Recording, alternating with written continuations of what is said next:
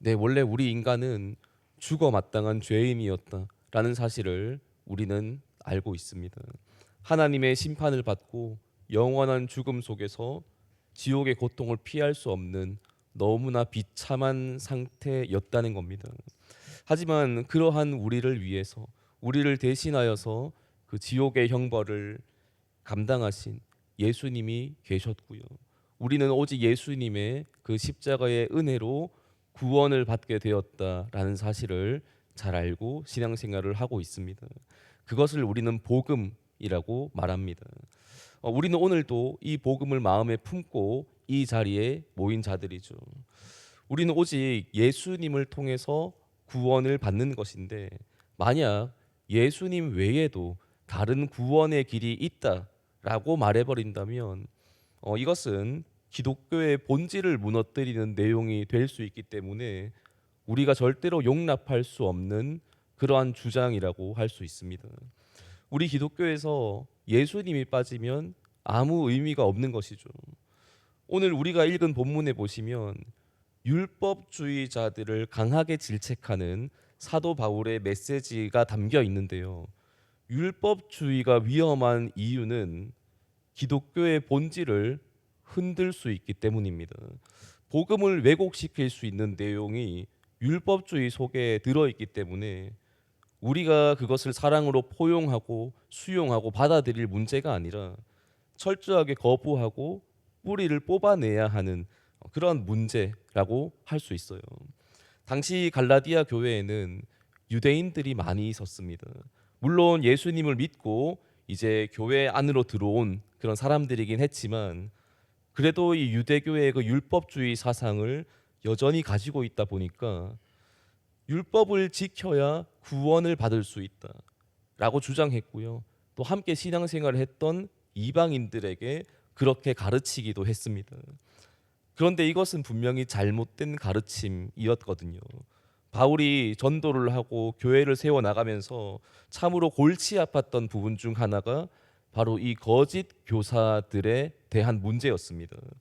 좀 사소한 문제, 비본질적인 것이라면 그냥 받아주자, 용납하자 이렇게 하고 넘어갔을 수도 있겠지만, 예수님을 믿는 것만으로 구원을 받을 수가 없고 뭔가 다른 것을 해야 한다, 율법을 지킨다거나 어떤 조건을 갖추어야만 한다라고 하는 이러한 가르침에 대해서는 받아들일 수 없었습니다. 거의 이단 사상이기 때문이죠.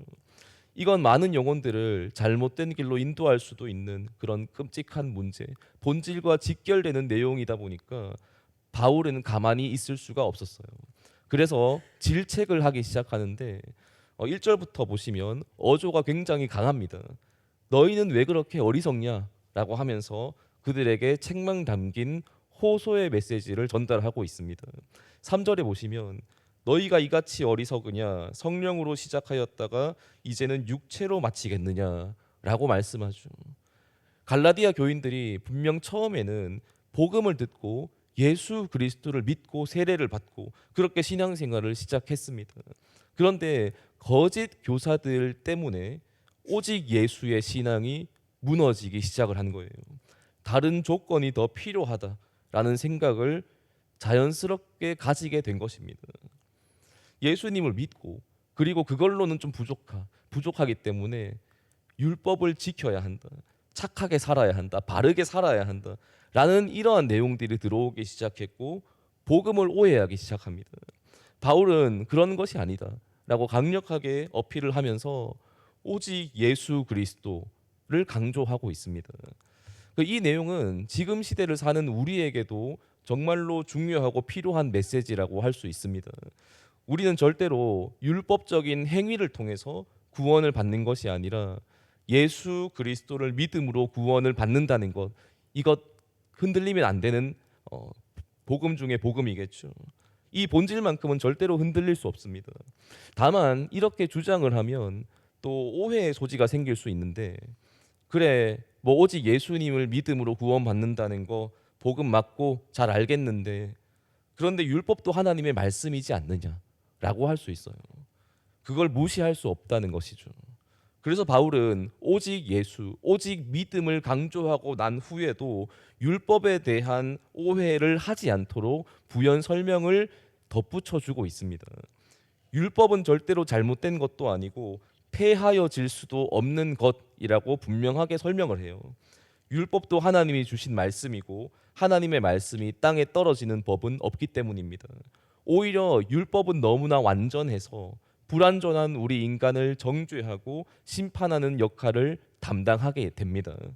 우리 인간이 다 죄인인 이유는 하나님의 율법이 있기 때문이거든요. 만약 법이 없으면 죄도 없을 겁니다. 우리나라의 법에도 살인을 하는 것이 죄다라고 명시가 되어 있기 때문에 살인은 죄가 되는 것이죠. 만약 그러한 법안이 전혀 없다면 살인을 해도 범죄자 취급을 할 수 없을 겁니다.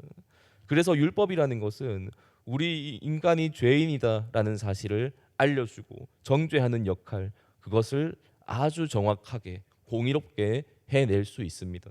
하지만 우리의 죄를 씻어내는 역할은 할 수 없는 거예요.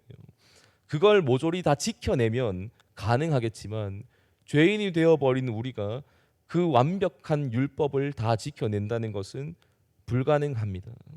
그래서 우리에게는 예수님이 필요한 그러한 상태가 된 것이고요. 본장 24절에 보면 율법이 우리를 그리스도께로 인도하는 초등 교사가 되었다라고 말씀합니다. 이게 무슨 말이겠습니까? 우리는 율법을 통해서 내가 죽을 죄인이구나라는 사실을 발견할 수 있게 되고 어찌할꼬라는 탄식이 나오게 되고요. 우리의 마음은 상한 심령이 되어질 수 있습니다.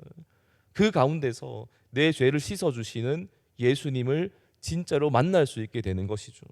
율법이 우리를 그리스도께로 인도해 주는 기초 다리 역할을 하고 있습니다. 내가 죄인이라는 사실을 철저하게 깨달아야 내 죄를 씻어주시는 그 예수님을 제대로 만날 수 있기 때문이죠.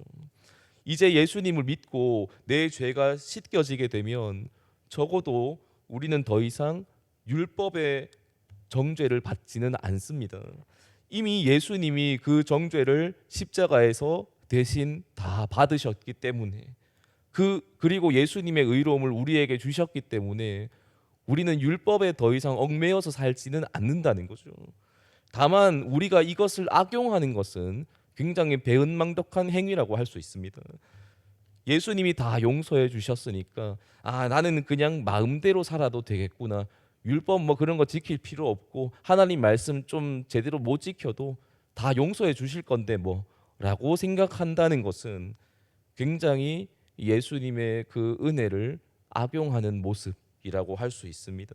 이러한 구원파식 교리를 가지고 사는 것은 당연히 아니 될 일이죠.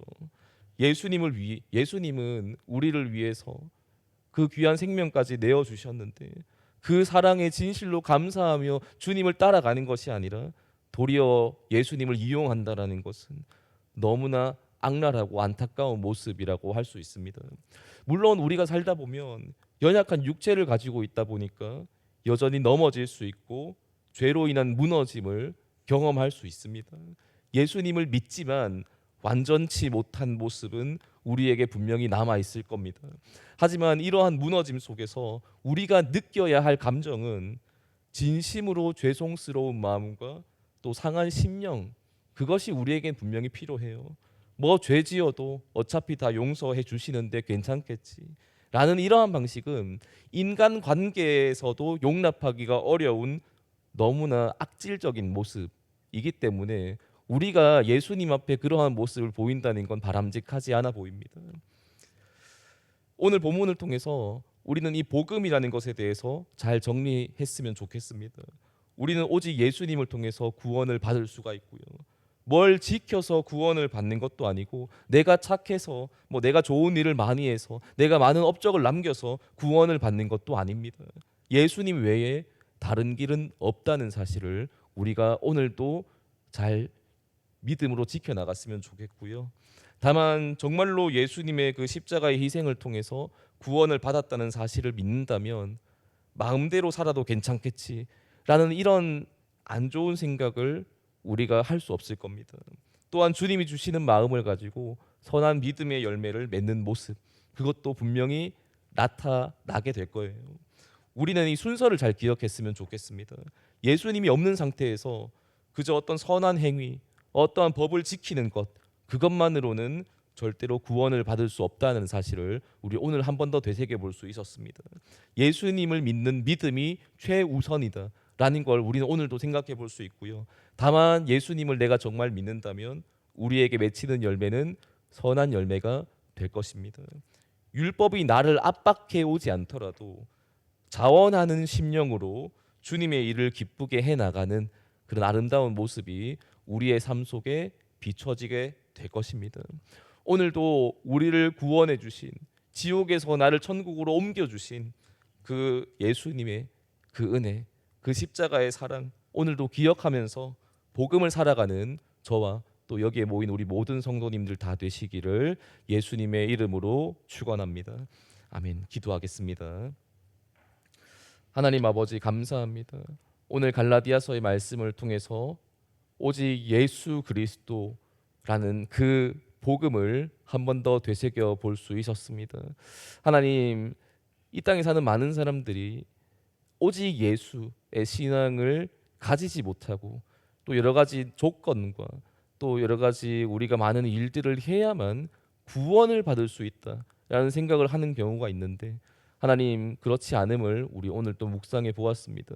내가 잘나서 구원을 받는 것이 아니라 우리는 정말로 오직 예수 그리스도뿐임을 기억하면서 복음을 살아갈 수 있기를 원합니다.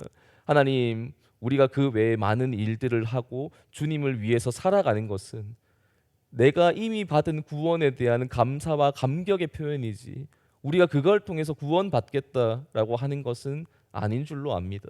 우리는 오직 예수님의 그 십자가의 은혜밖에 없음을 오늘도 기억합니다. 하나님 그 복음을 가지고 오늘도 예수님과 함께 승리하는 삶을 살아 누리는 여기에 모인 우리 모두가 다 되어질 수 있도록 인도하여 주시옵소서. 감사드리며 살아계신 예수님의 이름으로 기도드립니다. 아멘.